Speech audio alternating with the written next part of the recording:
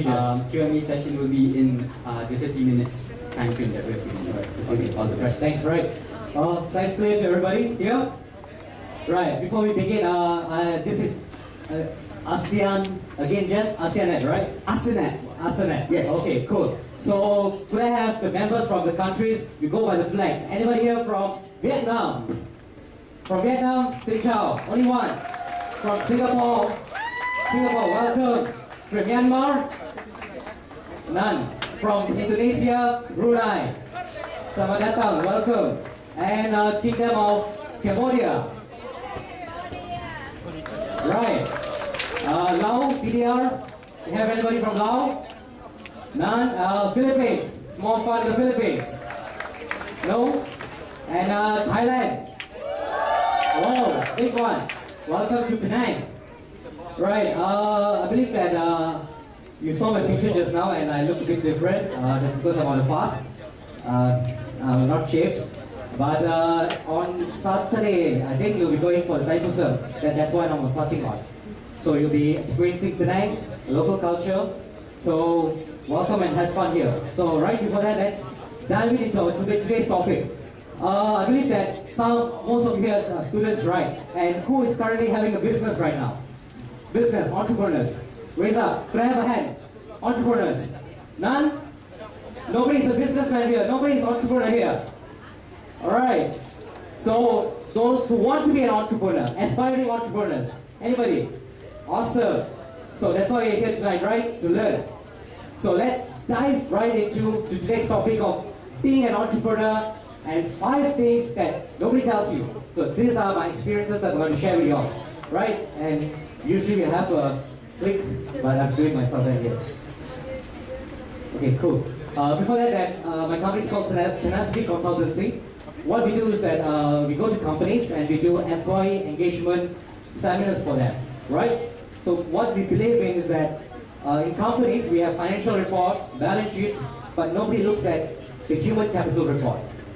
So we believe that numbers are important, but who's behind the numbers? The people. So we make sure that the people give their best, deliver. So that's what we do. And to our topic today, let's start with thing number 1. Start with why. It's a concept that being popularized by a guy called Simon Sinek. He says that, this is what I say. Some of the normal reasons, and I call it regrettable reasons that you want to be an entrepreneur. Just running through very fast. Then you can see on the slides there. You hate your boss if you're working and company under pressure, blah blah blah. Yeah, like this. You want to get money, balance your personal life. You don't like working with other people. You don't like to work in a company. You want to have more holidays. These are all the reasons. These are the reasons that you want to start a business. Very sorry for you. You're not on the right platform to be an entrepreneur, right? Because before you jump into being an entrepreneur, always have a why. Why do you want to start? So let me bring you and tell you a story about this. In the 1900s, when there was a race to build the first aeroplane, right? There were two things was happening. One was a guy called Sam P. Langley. He was a Smithsonian secretary. He had a grant of 50,000 from the War Department, and 50,000 in 1900 is a lot of money. And he had the team, the best engineers, the best minds to work with him. And all of us were coming together to build the first aeroplane, right? At the same time, 100 miles away, 2 brothers. Now they are famous now. They are the Wright brothers, Wilbur and Oliver. They have nothing. High school education, a bicycle shed, workshop, but what they had is passion, a strong why. They really, really, really wanted to make the first aeroplane, and that passion actually inspired people around them. Right? They didn't have money, they didn't have difficulties, but that passion actually made people follow them. And on the 17th of December 1903, if I'm not mistaken, they made the first flight. Right? So at one end, when one guy has all the resources, all the minds, all the money, on the other hand, it's nothing, but what makes or breaks that is the why. And that's when the how and the what comes in later on. Never start with a how that this is how I'm going to do my business plan, this is how I'm going to do my marketing, blah, blah, blah, blah, blah, until you really know what is the why you're going into, right? And this is telling you this recently because it's that this is what people think about success, but this is actually what is success about. So when the path to success becomes messy, if you don't have a strong why, you will easily give up. Right? Second, it's embrace uncertainty. The reason that entrepreneurs are entrepreneurs is that because they have the ability to embrace uncertainty. Okay? It's like when we first started, every night we'll be thinking, when am I going to get my next customer? When am I going to get in my next sales? Because I have people to pay to. I have employees to pay to. I have bills to pay to. So if you cannot embrace this uncertainty, then entrepreneurship is not for you. And this is when the why comes in. Oh, just a moment. Right. So Tony Robbins, heard of him? Anthony Robbins, right? Love this guy. He had this quote saying, the quality of your life is in direct proportional of the amount of uncertainty that you're comfortable with. Means that you are an entrepreneur and you're not an employee because you are willing to take the risk to face uncertainty. Right? So if you don't have that willpower, that strength to pursue this uncertainty, entrepreneurship is not for you. And to quote on his famous, this is something said by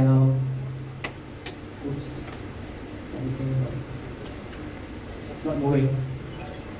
I'll try that.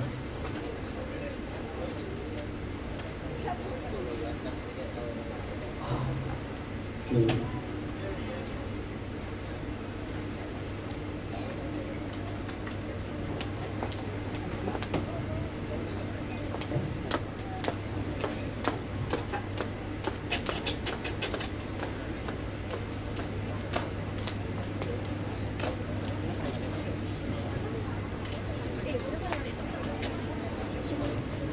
Okay, right. Let them do that. Okay, I'll just continue. It's a quote made famous by Steve Jobs, right? Everybody knows that? That guy, Steve Jobs, right?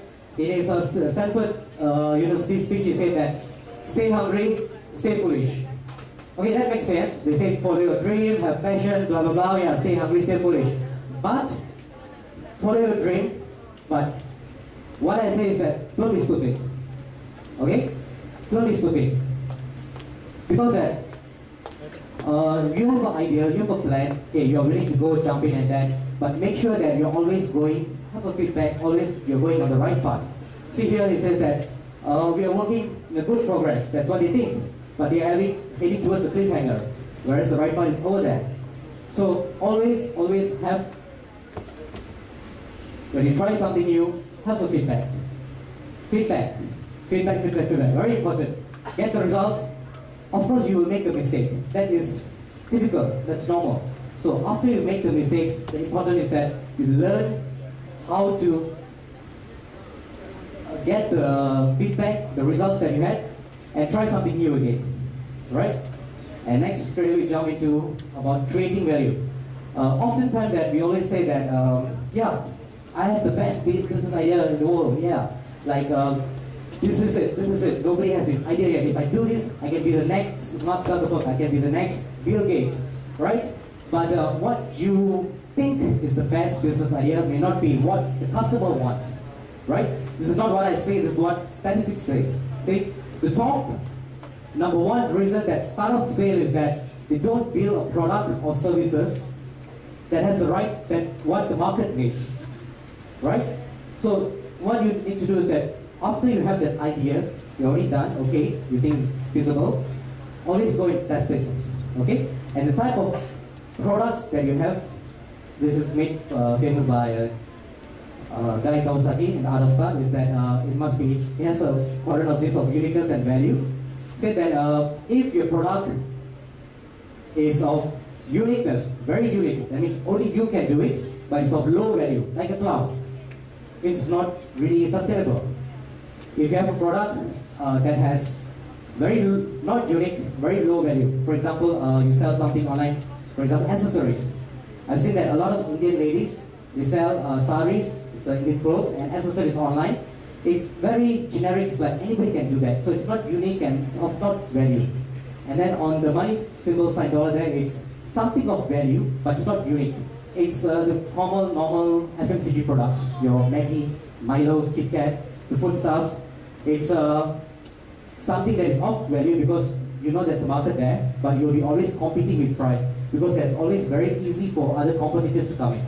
So when you have a product, it must always be something that's of very high value and something of very unique, like Uber. They came in, they just mess up the whole system of public transportation. And like what Canada City, what we are doing is that everybody does consultancy, everybody does marketing stuff, but what we do is that employee engagement training, something that is very, very highly in demand nowadays and very unique to the market, right?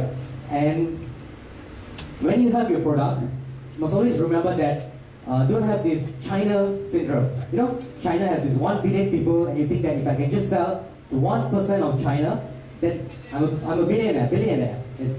But what oftentimes happens is that that's not the case, because you see that in the middle, the yellow color, that's when everybody advertises, the common people.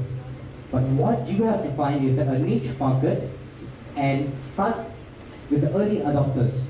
These are your raving fans. That's how Pinterest started. That's how Facebook started. They didn't just go mass market. They started with a small group of people. So these people are your early adopters, that they will be your mouthpiece, right? So when your product catches on, it goes to the mass market automatically. So this only happens when you have a product of value. Again, go back to that earlier just now, right? And when we go to that, if you have a unique product of value, always develop a core story about that value. Have an origin story, right? For example, that anybody here know the Sony Walkman? Wow, okay. Because I thought that I'm quite old enough and nobody knows that. Like during my time, it's Walkman, right? It's this round disc, a CD player, and max that's like 20 songs. That's it. I'll be carrying around Walkman. And along came a product called iPod, right? So when iPod did their marketing campaign, they didn't say that, oh yeah, this is iPod and it has a storage of 1 gig of MP3 players. Like, if you're not a techie, you don't know what this 1 gig of MP3 player means, right? Doesn't make sense. So what they did is that, beautifully is that, say hello to iPod. 1,000 songs in your pocket. Make sense? Connect to everybody? This is called a story. So don't think from your perspective. You know your product is good, you know your services are good, but think from the customer's lens point of view. How would that word or services affect them? Right? And ASEAN market, just to relate to my experience, is that 2 years ago I went on this program called Ship for Southeast Asia Youth Program, SIAP. Heard about it, anybody? None? SIAP, right. It's a wonderful, extraordinary, life-changing experience whereby for 3 months, 10 or 20 people from ASEAN, each ASEAN country, will go on a cruise ship across ASEAN with the Japanese. Right, it's really awesome. I think application for this year is open. This year will be when I went in was the 40th anniversary, and this year will be the 43rd anniversary. And you have to be 18 years old, and the next is 30 years old. So those, I think, the right crowd here. So what happens is that we meet everybody from ASEAN, and that actually was mind-blowing to me, because what I saw is that all the while being in Malaysia, what I saw is that humans, doesn't matter you are Cambodian or Singaporean or from Brunei, Thailand, are the same. Yes, we have different cultures, we speak different languages, we look different, but emotions of humans are the same, right? So an ASEAN market, this is a old data, it's in 2012 I think, it's a growing market. It's a vibrant market, and whatever product or services they are looking at in developing, think ASEAN. right? Think ASEAN in the sense that it must have a scalability. It must be sustainable. To be sustainable, you could scale your businesses. And ASEAN is growing vibrantly, right? And the fourth will be choosing the right partner. And Jess supposed to have an introduction about me. After graduating, I'm from USM. I graduated with a degree in industrial chemistry. I went on a program called Perdana Leader Fellowship in the Prime Minister's Department for 1 year. After that, I came back to join my family businesses. We do dairy products. It's had been from my great-granddad's time. And after that, started a company. And that company was a failure. Why? Because of not having the right partners. It might sound, when you're excited, right, starting, okay, let's come, my friends, let's start up this business. You're so excited to start up, but when the money comes in, that's when the problem comes in, right? See, choosing the right partner for your business is as important as getting married to a girl. You know? Because divorce can be hassle, and divorce in the business, it's more than that because it involves a lot of money, right? And why you need a partner, you can say that, yeah, why don't I just go alone? Well, you can always go to a certain place alone, but you can't go far without a team, right? So that's when you need a team. So in choosing a team, is what I learned is that from my mistake is that you must have the same vision. So my team member and I, we did not have the same vision, and our especially not vision was cool, but the alignment of values. Our values didn't align because my value was that giving back. It's that money. It's actually a result of the value that you create. But my partner's value was money and value, right? And now what we do is that now we have two partners in this tenacity, and whenever we have problem, whenever we divert, we always come together and talk, so that there's always no gray areas. Okay, we meet a customer, this is the deal we make it clear, there's no gray areas in that. At the same time also, when you're building a team, why is it important is that because that's when you have an accountability partner, right? Entrepreneurship is not easy, trust me.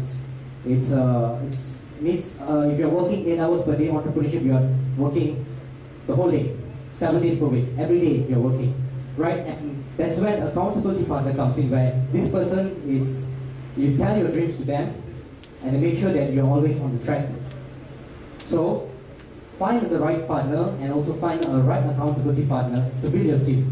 Because when you have the right partner, that's when 1 plus 1 goes to 11. That's when you scale, that's when you move bigger, right?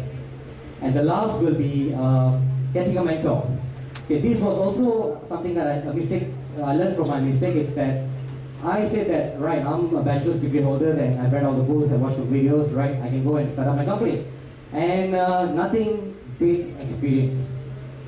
Okay? In business, nothing beats experience, and for experience, get a mentor, right? Because what happens is that this is your plan, you had your business plan done, your positive is going to work, but this is really what happens, right? So this is when a mentor comes in, because a mentor is somebody who's been there, done that, and he serves as a guide, and he's the one that you have so many things on your mind, and he makes it strategize and systemize it, right?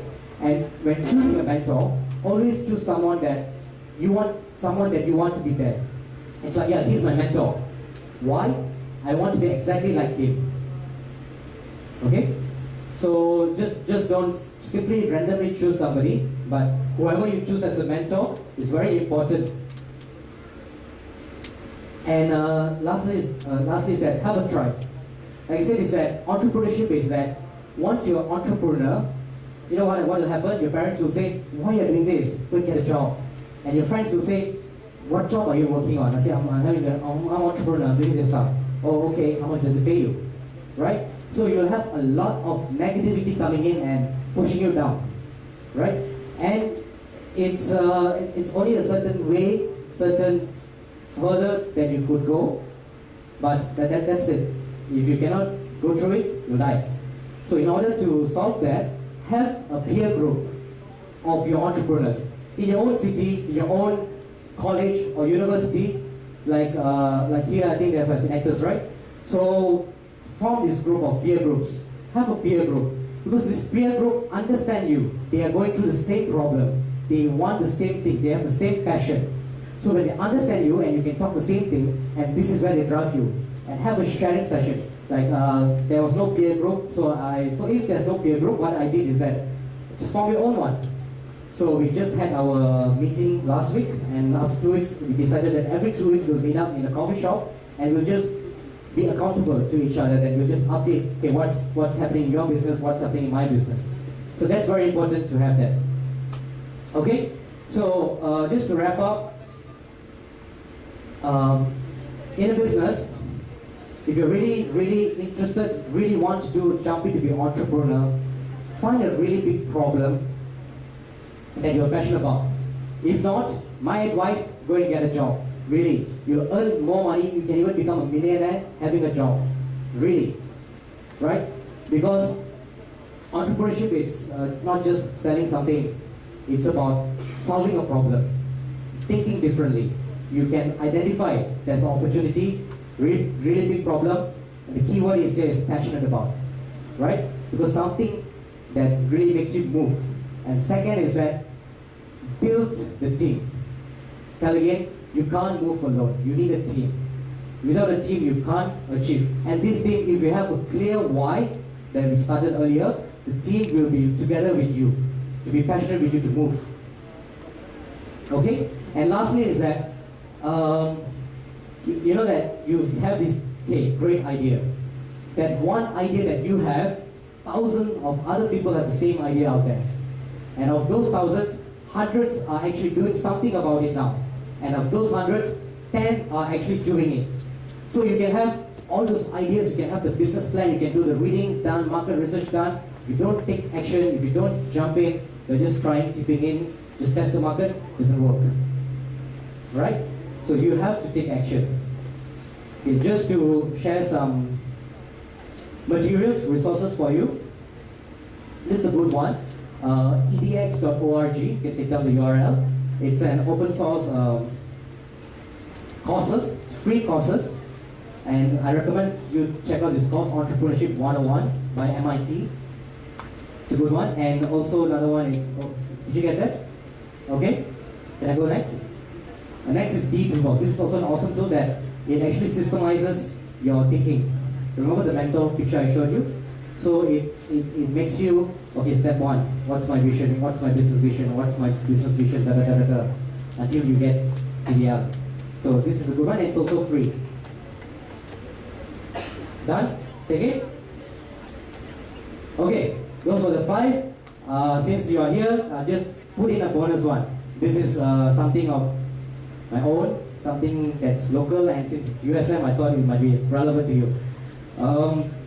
This is just to share an experience is that my brother, he just completed his Form 6, his higher secondary, and last week on 18th, today's Thursday, right? This Monday is the opening of the university entrance selection, right?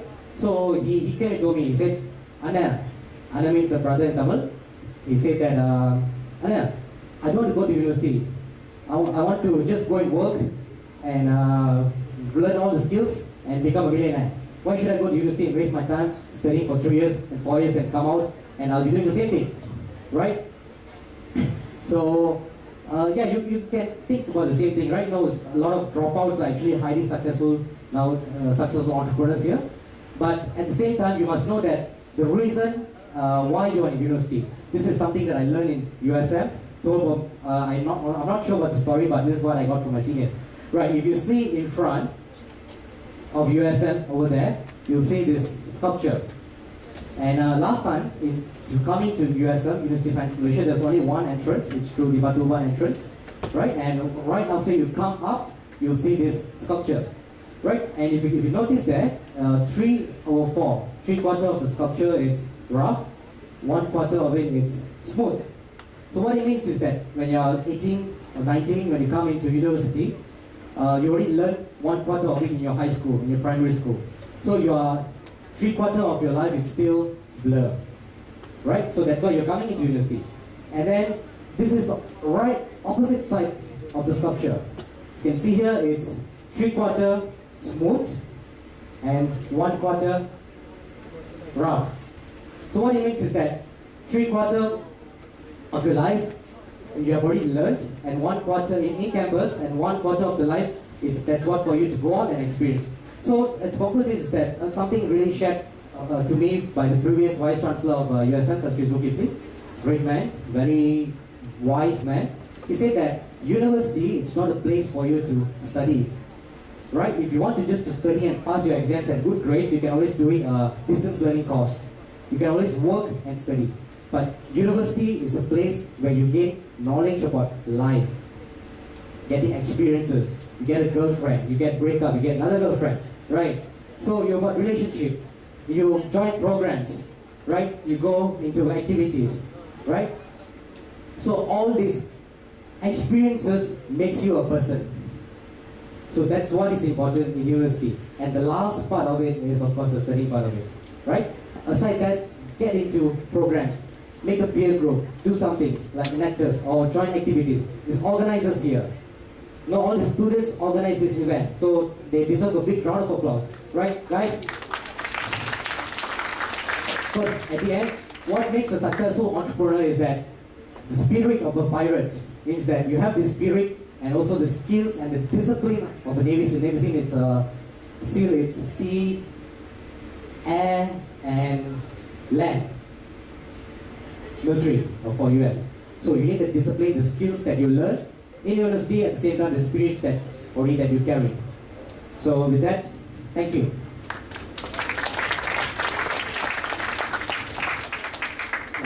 You have questions, right? Is that time? We'll give you 5 minutes, Mr. Bishop. 5 minutes for Q&A. Is that alright? So you're giving them 5 minutes. Yeah, we're giving them 5 minutes. Right. Sorry, Mr. Bishop. Okay. Giving you guys 5 minutes to ask Okay. questions if you have any. So yeah. Any questions?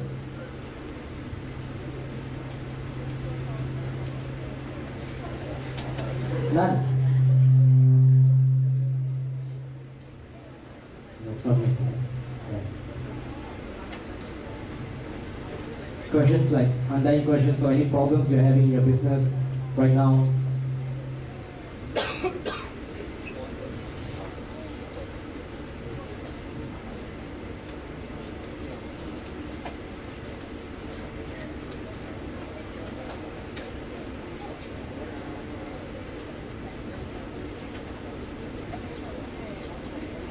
No questions? Oh, there's one. Right.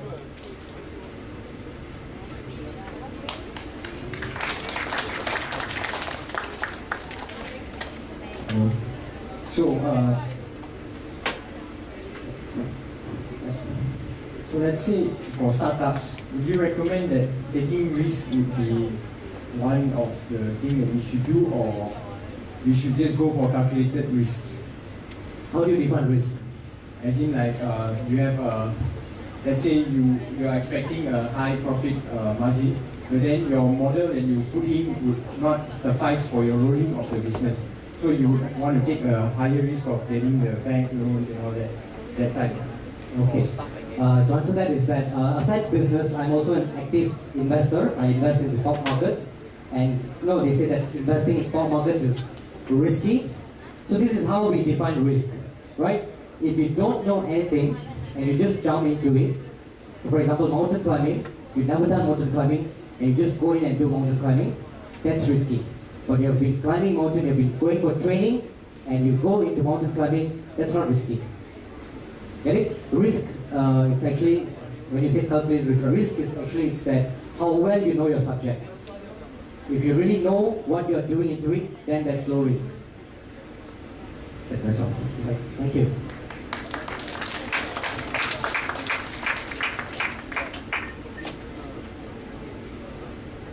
Right. That's it? Okay, one more question there.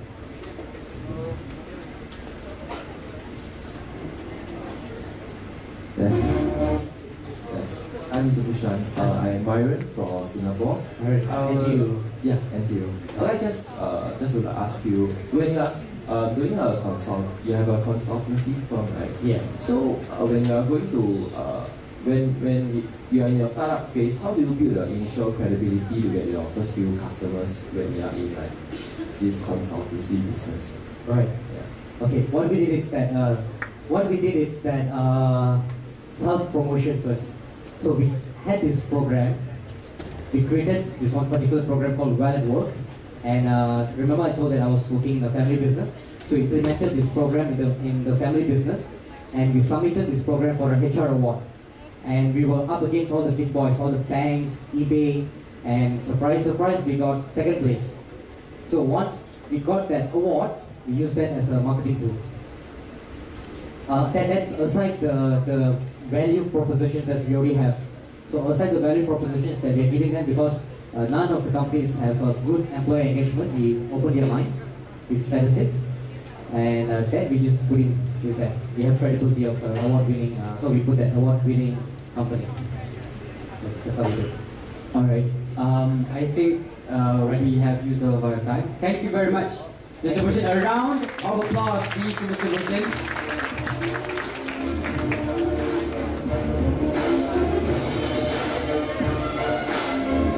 All right. Yeah, I love how he talked about getting experience in university. You know, getting a girlfriend. Yeah. That sounds like a lot of fun, but a lot of headaches as well. Okay, right, guys? Oh, okay. So we're all for equality here. Okay, very good. Another thing that I like what Mr. Bhushan touched about was about how ASEAN could be involved in what it is that we're doing right now. Our aim is for also, by creating entrepreneurs in ASEAN countries, we could also overturn some of the economical statuses of all the countries in the region. God knows, one day we could be something like EU, using one currency. I don't know what we're going to call it. ASEAN dollar? I don't know. That sounds kind of funny to me, but we'll work on something if we reach to that point one day, hopefully. Alright. Okay, so for our second speaker of the day, it is Mr. Afif Muhammad Jafri. But before that, I would like to introduce him. Sorry, Mr. Bhushan, for not introducing you just now. I got too excited to listen to what you had to say. So I kind of just left it out of my head. Sorry for that. Alright, so Mr. Afif Jafri is an expert in multimedia services. He is a PhD candidate in educational technology, and apparently he gets ideas when he travels around. So he is a travel junkie. So without further ado, Mr. Arif, please, your speech. Thank you.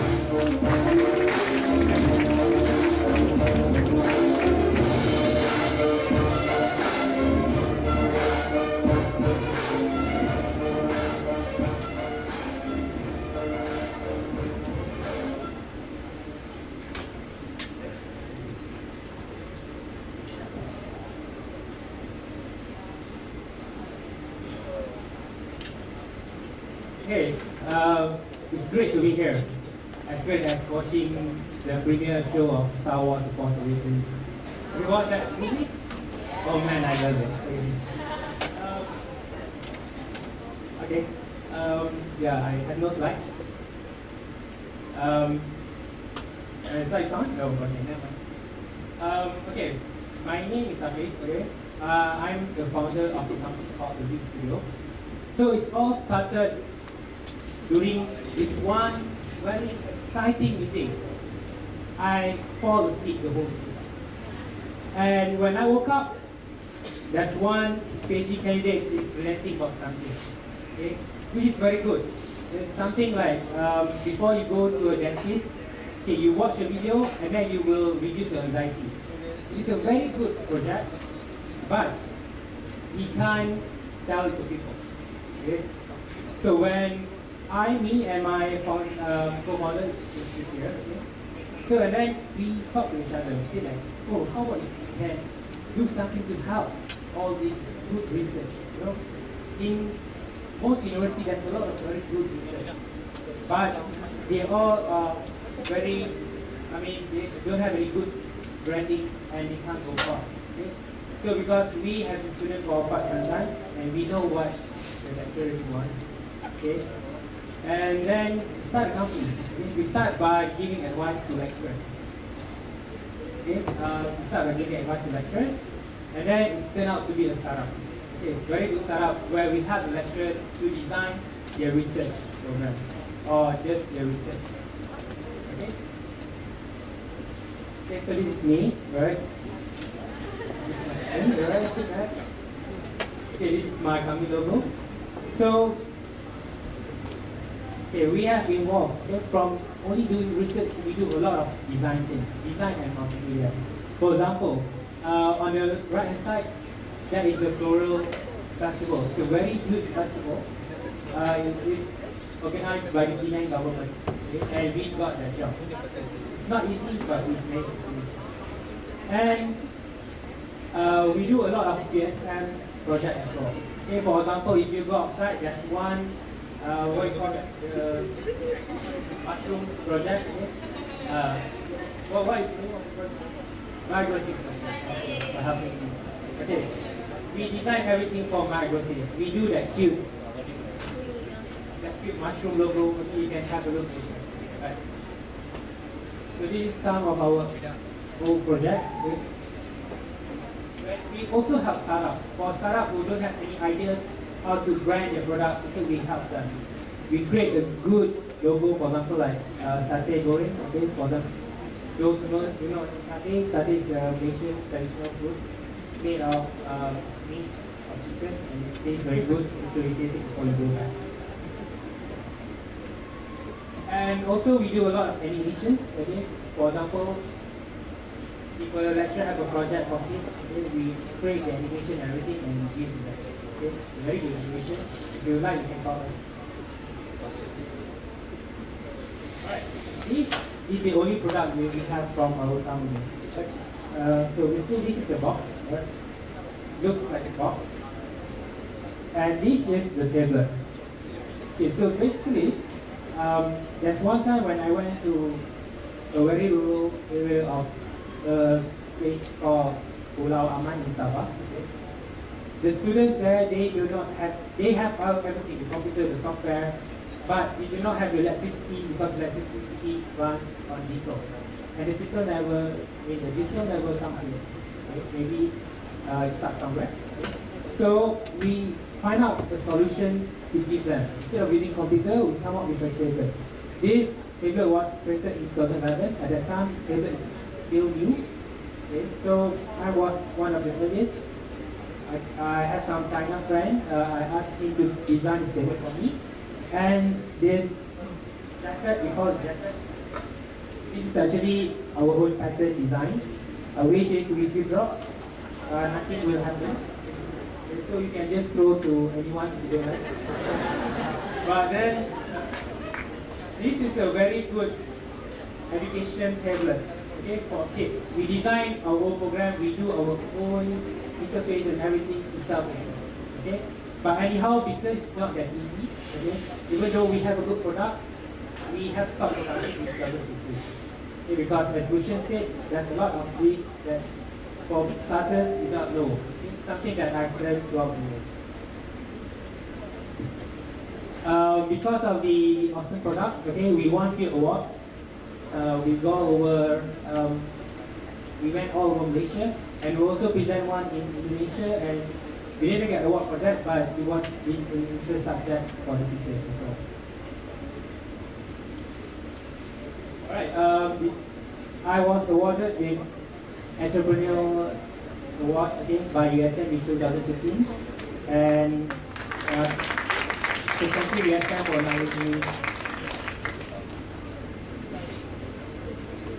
Okay, my talk today is very simple. It's more into a sharing experience and 3 things that I learned throughout my years as an entrepreneur. So ASEAN, when I look at this logo, it's very close to my heart. Why? Because in my second year of my studies, I was invited by the Japan government to go to Japan, fully sponsored. Okay, that's the best thing, fully sponsored. And it is an Asian conference. So actually I was excited to go there. Why? Because Japan is always my dream country. It's not because of the country itself, but because of the animes. all these robots. Okay. Can you do next slide? Okay, this is the first thing that I saw when I come out the airport. Okay, this is so cool. Has anyone went to go to Japan before? A few? Okay. So maybe this is in Fukuoka, maybe you guys think. Okay. So I was very excited. Yeah, this is my dream comes true. Okay. But then when I finished the conference, okay, the conference was about 2 weeks. The most memorable thing about the conference is not Japan. It's actually the experience with the Asian people. It's just like today.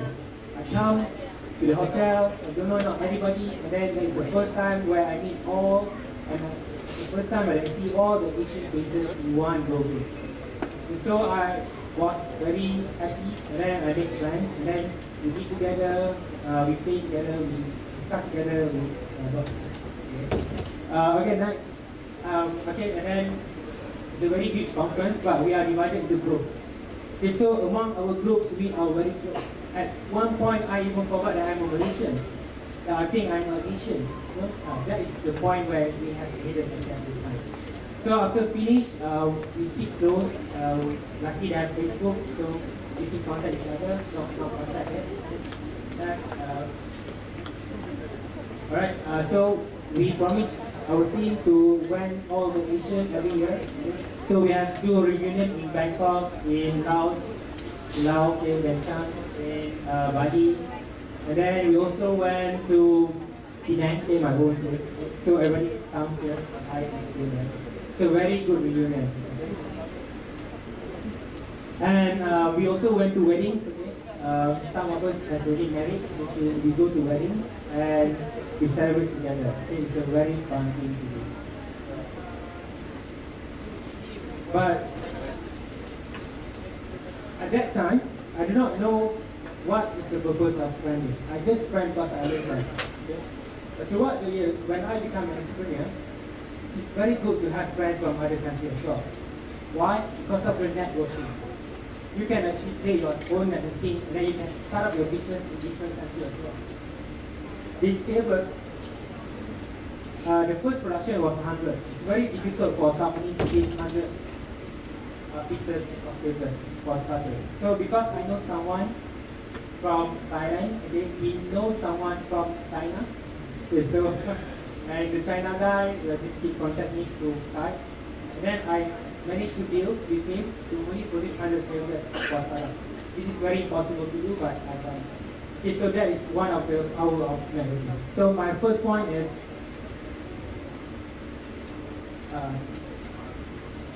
alright, broaden your network. Okay, so make friends. Okay? People beside you, friends with them. Don't stick together in the windows. Try to mix around. Are you clear? That's all. Alright, I was born in Scotland. Okay, my parents are travel junkies as well.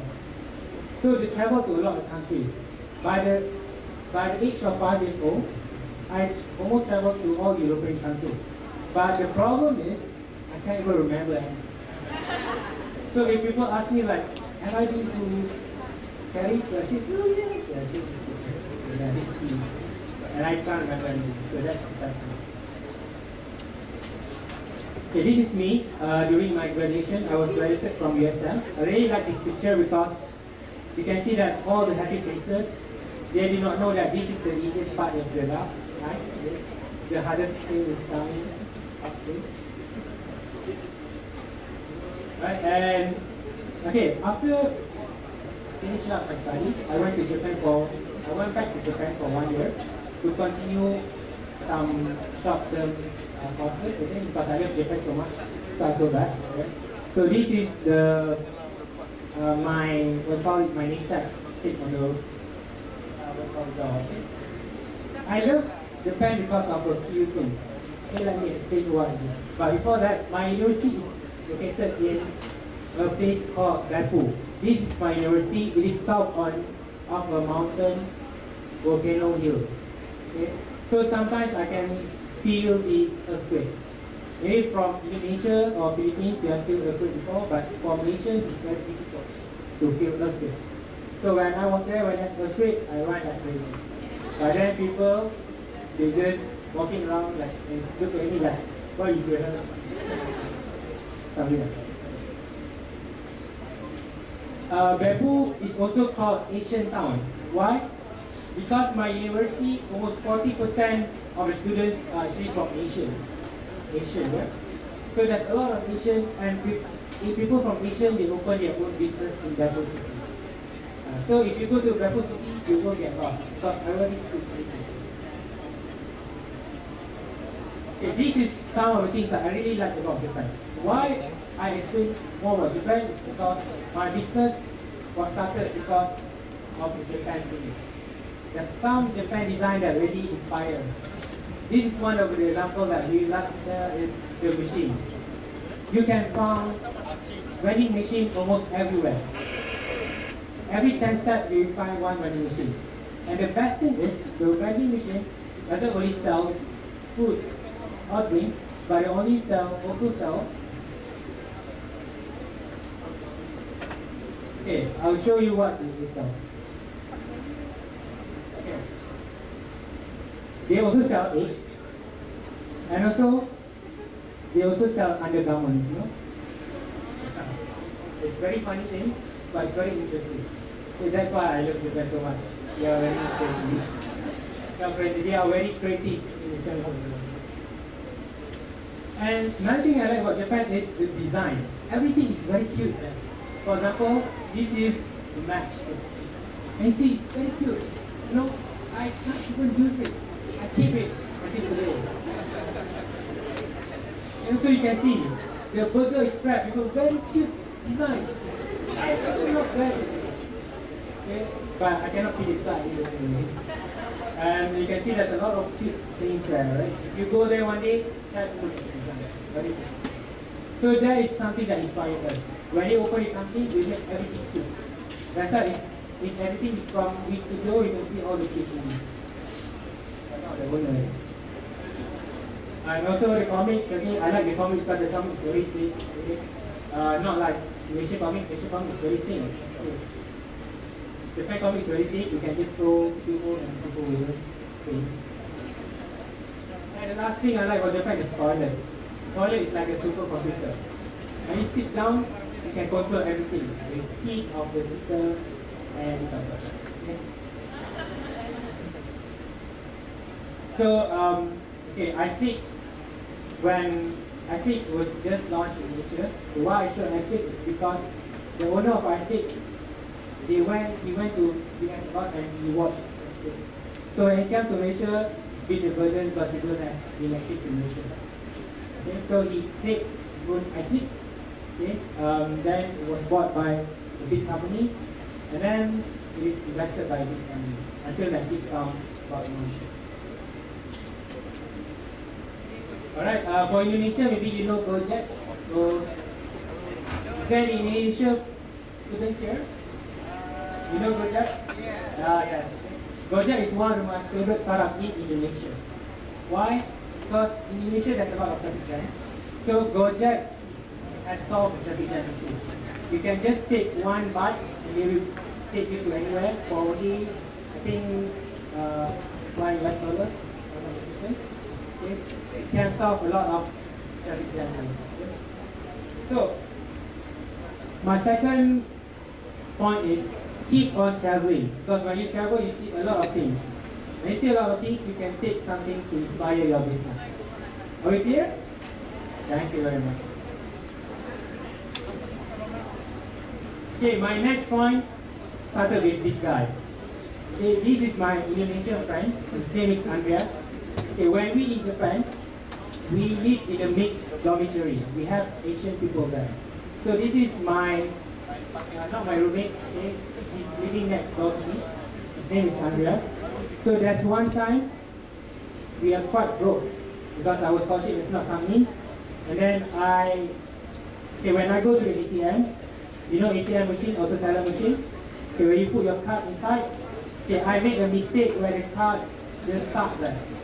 Okay, so I'm pretty screwed because I need to pay my rent.